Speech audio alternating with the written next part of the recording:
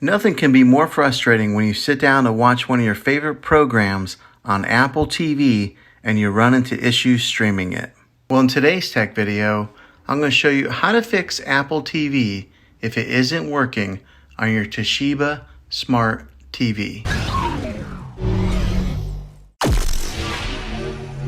I'm going to show you a few really simple ways to try and solve your problem and get it back up and running again. The first one is probably the easiest one to try, and that's to unplug your TV from the wall outlet and wait 60 seconds. Now don't be impatient here, wait the whole 60 seconds and then plug it back in.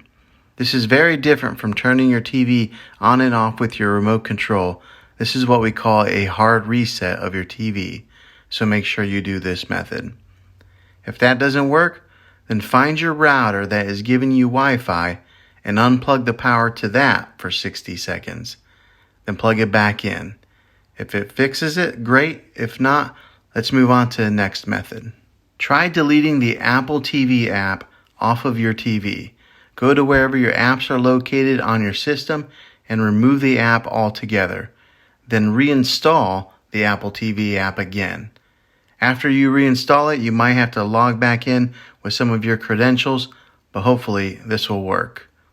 And if that doesn't work, then I recommend buying an affordable Roku stick, Amazon Fire Stick, or an Apple TV 4K, and plug that into your TV to use as your main streaming player.